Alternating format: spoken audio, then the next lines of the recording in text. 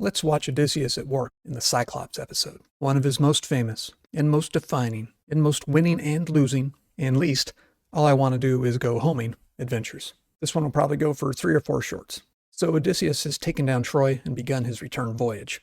He has just 2 adventures between the time he leaves Troy and the time he lands at Cyclopes Island. The Cicones and the Lotus Eaters. All we really know about the Cicones is that Odysseus and his men plunder them. And then they start feasting on shore like a bunch of suitors. So the Cicones have time to regroup, attack, and kill a number of Odysseus' crew. The Lotus Eaters, as you may know, are basically a bunch of hippies. He calls out to his men, "No one taste the lotus, or you lose your hope of home." So, by the time Odysseus meets the Cyclops, he's had more than one good warning that he might never get back home. Why does he even stop on Cyclopes Island? Do they land for need? No.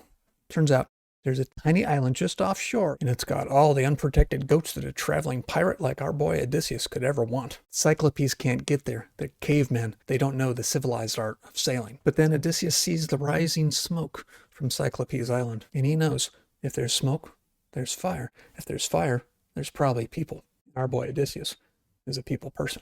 So now one of Odysseus's many motives has been piqued, and that's the one thing that makes Odysseus Odysseus: curiosity. Or if it's not that, it's another motive, greed. And Odysseus also hears the bleating of the Cyclopes flocks. There's this 90s song that I could have sworn was a 70s song. It goes like this: millions of peaches, peaches for free. Millions of peaches, peaches for me. Odysseus sings the same song, except about goats. But most of all, I think this episode is about contest, another of his non-home motives, because if there's anything that truly defines Odysseus, it's his love of contest.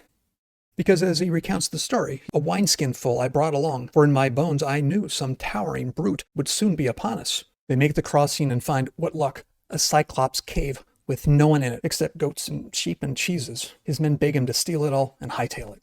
But Odysseus says, "How sound that was, yet I refused.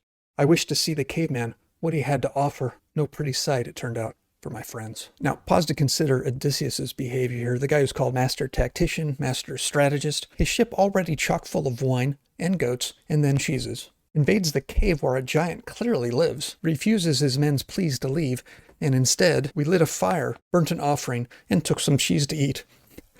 Then sat in silence around the embers, waiting.